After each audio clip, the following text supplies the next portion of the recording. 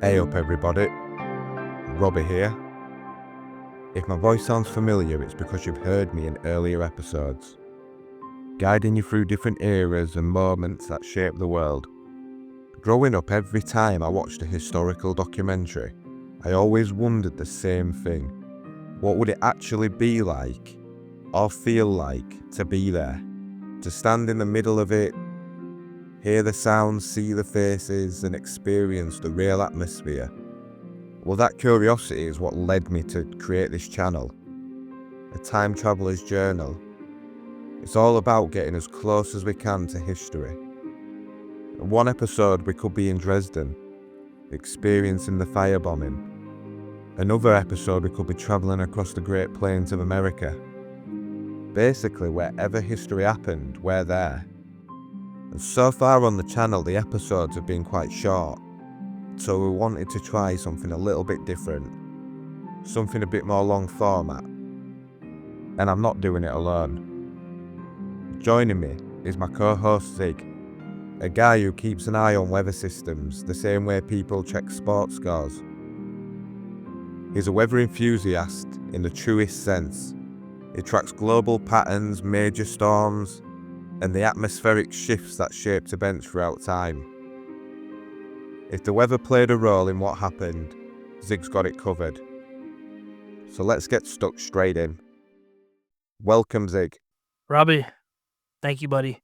Thank you for bringing me on and talking about, a few of the interesting things we have to talk about. I think everyone's going to love it. I'm Zig, like you said, a little bit of a weather enthusiast. I like to go off the deep end sometimes. Let us know when it all started. When did this fixation on weather and... I kind of started digging this whole weather thing when I moved to Maine. And actually, the remnants of Hurricane Katrina came right up the coast. Obviously, it wasn't that crazy, but it was windy, had a little bit of rain. Your boy was sitting up in a tree while the winds were battering the East Coast. And as I was sitting in this tree swaying back and forth, that's when I kind of said, man, that's crazy. That's something that, devastated the Gulf Coast is up here now. These clouds are the same clouds that were down there, that caused all that destruction. But it's kind of when I got in, started gaining that interest. And here I am, man. What? That was from 2004, I want to say, that Hurricane Katrina happened. This was probably the first year I was in Maine. So yeah, I've kind of followed it close ever since. Now I live in one of the tornado hotspots of the world, have the most tornadoes of anywhere in the planet. So I love it, man. I love it. I think it's going to tie in perfect with what we got to talk about today. No, it's a match made in heaven, really. And I was thinking, what can we go into that ties both together? Let's kind of mix it up a little bit. You heard of Doggerland? Aye, well, great minds think alike, man. So for you guys out there that don't know, basically imagine a giant country where the North Sea is. It literally connects England to Denmark, to Belgium, to France, to mainland Europe. And it was basically a haven, a utopia. And we've all heard those stories of Atlantis, that city swallowed by the sea. Well, this actually happened. Yeah, it happened. It happened, and it wasn't something that happened overnight either. It took its sweet time, but we could start at the top if you'd like, man. Yeah, man, changed the world. It changed the world. So basically, we're talking 4,000 years or so after the Ice Age, but majority of the world was still covered in ice. Scotland, for example, was still under ice. The ocean was obviously more shallow. The water level was a lot lower because it had all been consumed by the ice. It was all locked away. So it basically opened up a huge plain of land for Mesolithic civilizations to live on. We're talking about roughly a population of about 20,000. And mixed in with that as well, do you know what I mean? Give or take, add or include, like Neanderthals, wildlife, all intermingled there. Huge landmass, and like you said, there was a whole bunch of life, wildlife. There's evidence of even woolly mammoths that used to walk the plains. It's almost similar to like a most people would call it like a tundra. And the thing is, as well, is the majority of them will have lived by the coast and have delved probably in summer months, spring months. They'll have gone inland to do the hunting. But there was mainly coastal. It was all coastal civilizations. And there's also indications that they had built boats. So there was like dipping the toe out into the ocean. They had houses. And basically, if you look to the left when you're on this coastline, what is England now would just be almost like a mountain range, which also had its own civilizations as well. We've got, Ultimately be the spot to chill, if you will. Like, yeah, well, they had you know? annual festivals. So we've got, there's evidence that of almost like an annual festival where the trade items that meet up basically what would probably be the coast of East Anglia in England, Kent. There's evidence that they had big festivals there, like an annual almost harvest festival where they would trade items and stuff, and it seemed to be a pretty harmonious civilization, really. Like I said, when you're living in utopia and there's nothing to fight for, do you know, Oh, yeah. that will have been going on for about roughly 1,000 years, 500 years, but over at your side of the pond, there was something brewing. Yeah, there was something big brewing, dude. Obviously, we're talking about the midst of the Ice Age, or I say the midst, let's say the latter part of the Ice Age. So, ice recedes, man. It melts, and it starts pushing further and further north. There was a huge lake, dude, a huge lake. We were talking a little bit before we started the pod, dude, and, this thing was huge. I mean, a couple times larger than Lake Superior, which is by far one of the biggest freshwater lakes on the planet. Um, and you can only imagine this ice wall, right, acts as a dam. As that ice melts, dude, your dam is melting. That'd almost be equivalent, if anyone's listening from the States, like the Hoover Dam. If the Hoover Dam started melting, what's gonna happen? It's not good. But this, I mean, can't stop it. It's gotta go somewhere, and it did, man.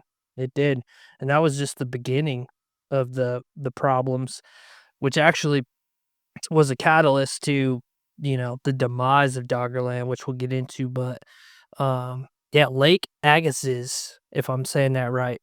Huge freshwater lake, dam broke. Water has to go somewhere. Where does it go? South. It follows the elevation.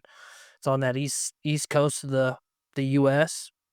It dumps right out into the Atlantic, and it goes east. Water's just gonna go east. It actually, I'd have to double check on the levels, but it rose the sea level of the Atlantic quite a bit. Not only that lake itself, but You were talking about 2 meters, yeah, that's significant. That's almost significant. overnight. Yeah, and, Doggerland, you and I have talked about this in the past, but Doggerland itself, like he mentioned a couple minutes ago, you know, was lower level lands. Just to get an example of how low Doggerland was, those people that know England and know the coastline of England, when you go to that beach, you're on the water level. Well, think of you stood on top of a giant hill, small mountain, and you're looking over at this huge landmass where that sea is. That's just to give you an example of how low lying Doggerland was. So when 2 meters comes in almost overnight, anything below 2 meters gone. You're looking at losses of life right there. You're looking at mass migration inland. You're looking at people migrating into Europe just to try and get away. Like you said, it almost became inhabitable with the marshland and Yeah, yeah. No, I encourage anybody that's listening to, um, just Google a map of Doggerland pre, you know, the melting of Lake Agassiz, and you can see that it was a vast land. And then go ahead and Google a map of Doggerland after the sea levels had rose to where they did, and it shrunk that landmass quite significantly. that this all starts around 7,000 years ago. Then the flooding happens 500 years after that, and then there's roughly 300 years after that where Doggerland basically becomes Dogger Bank, which it almost becomes a series of islands. Right. And then you've got people living on these islands. They're almost like tabletop islands, completely flat. Which kind of brings into part, the evidence in boats that have been found off the coast of England in the middle of the North Sea. They've found all sorts of stuff down there that just the evidence all ties together like, hey, these are nomadic people. Like that stuff was discovered in 1931, dude. So, just to put that into perspective, for people in the US, George Washington, he didn't know about the dinosaurs, he didn't know about Doggerland. I mean, all this stuff, a lot of this stuff is just coming about in the last 100 years or so, and they've done plenty of mapping. And I'm sure you've seen it too, Robbie, where they have these boats that have that sonar. That's how they've come about finding a bunch of this stuff. Well, that leads on to the next segue, really, because obviously they've seen evidence of basically what finished Doggerland off, what finished Doggerbank off, what really caused the devastation. You're Um, best placed to talk about this. yeah, yeah, and I'm just gonna say you can only imagine putting yourself in their shoes. Obviously, this was an arid environment, wide open, plentiful hunting. When it was wide open, it was more or less like a tundra. As time went on, there was actually massive oak trees that grew down there, so it actually became like some of these areas that weren't underwater or weren't flooded, became more wooded. So it was like more of a wooded environment, which was perfect for the people, shelter, hunting, and they became a little bit more established. And that's kind of when the tables turn, unfortunately, is once everybody starts getting established, there was a pretty big landslide, but it was the Storegga Slide. And pretty much what it was a submarine landslide. And for anyone that doesn't know, you know what a landslide is, right? It's generally when like the face of a mountain or something collapses. A submarine landslide, I mean, it kind of speaks in itself. Submarines are underwater. Well, the western coast of Norway is a giant cliff. So if you drain the ocean and look at it, it's just this giant mountain, and there's Norway. Well, this was probably about 8,200 years ago. What ended up happening is this whole cliff face of Western Norway shifted and fell. And obviously, there's some people that might be listening that were alive and witnessed or even watched it happen live on TV. I know I watched it, but the big tsunamis back in 2004. That's similar situation. You The can ones in kind of Asia. yeah.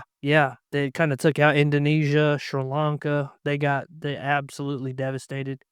But yeah, you're looking at tsunami wave heights that were anywhere between 10 to 20 meters tall. And mind you, these people had absolute no warning. No warning. The effect of it was, I mean, it destroyed most, if not all, coastal sediments immediately. All your fresh water, any low lying, you know, basins or valleys. If you were there, I mean, Godspeed, because it was, I mean, immediate. I mean, we're talking a big wave, you know, And this just swept straight over. straight over. Yep. And I mean, again, tsunami wave heights anywhere between 10 to 20 meters tall, about 60-foot tall wave, anywhere between a 30 to 60-foot tall wave. Just, and tsunamis don't move slow. Once it happens, and they move fast. Like you said, there's just no warning because, for example, in Asia, places like that, those tsunamis, they happen more regular. This was just out of the blue. They'll have never ever seen anything like this before. Learning about Doggerland and what happened to them, it's kind of one of those deals where it's like, this is you can look at it, even though it happened so long ago, you can still look at it and take it what happened back then as a warning. You can easily sit there and be like, we were all right. Netherlands were okay. Europe was okay, but they got devastated as well. All that water needed to go somewhere. It didn't just stop once it erased Doggerland. All the rivers, waterways of England, settlements up and down those rivers would have been gone, swept away. Even habitat like forests and wetlands that flattened, they're gone. It's the aftermath. Like you said, no fresh water. It'll have taken generations to almost adapt to what had just happened. Right, yeah. No, and I mean, if you did survive, or if you were living on obviously the far eastern or far western banks, either super close to the UK or super close to Europe, you're a little bit in better shape because generally that's higher elevation. But a lot of the cliff sides of not just Europe, but the UK as well, and even river tracks. So some of the really deep rivers that cut through some of these countries are and were formed by this event. The scarring is still there to this day. That's where a lot of there's been a lot of evidence collected up there. You know, the environment of the earth, the peat, they call it peat, and that peat actually helps preserve. And if it wasn't for the right conditions, you know, in the soil and in this peat, all that stuff would have been lost to history, man. We wouldn't even be talking about it. To summarize it, you just have to think how much that changed human history, global history, this one event that is barely talked about. So like I say, you go from the island of England, Scotland, Britain, Wales, and Ireland. There's no channel separating it from France. We're literally connected to mainland Europe. Then over the course of 500 to 1,000 years, these two major events turn us into an island and erase a country from the world. And you just think to yourself, like, if that never happens, you just think like how different history would be. You think of the Vikings that travelled over, the Roman empires that crossed the Channel. You think of that security blanket in modern day England, the Battle of Britain. They could have just walked over, because at the time you could walk from England to Denmark.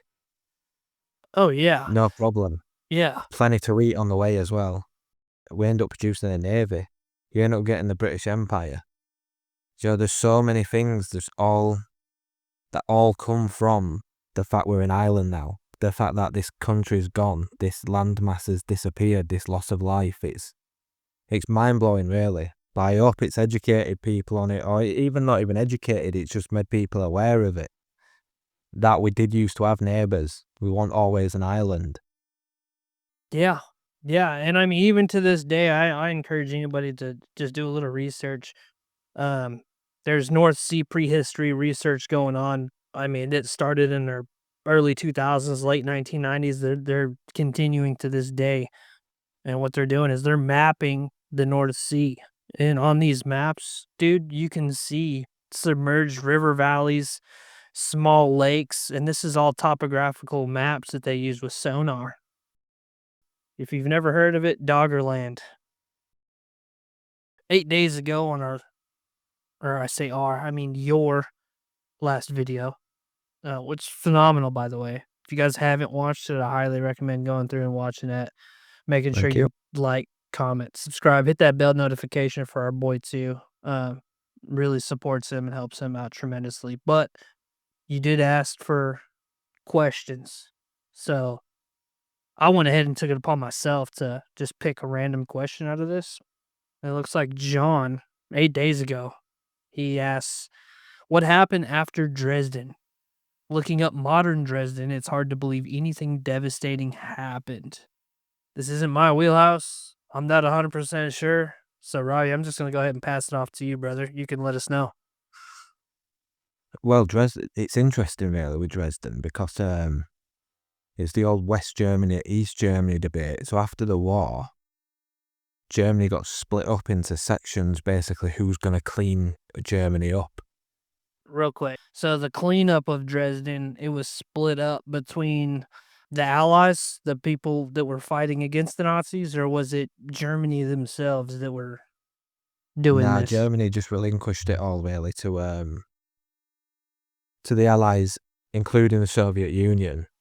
So Germany got split up, and Dresden fell into the Soviet Union's part of the cleanup. Okay. And they did it completely different to the Western Allies. So the Western Allies concentrated basically on getting it back to what it used to be like, whereas the Soviet Union did it a bit different. And basically the cleanup with Dresden's interesting because it was done in 3 parts. So you had the early reconstruction, roughly from like the 40s, mid-40s to the 60s. And that was under Soviet influence. They went down the route of industrial restoration. Sorry to cut you off, but when you say industrial, they were just focused on building back like mills and stuff of that nature. Well, it's basically stuff that's going to benefit the Soviet Union. So what can we get out of this? It's an extra bit of land. It's extra resources. It's extra workers for the Soviet Union.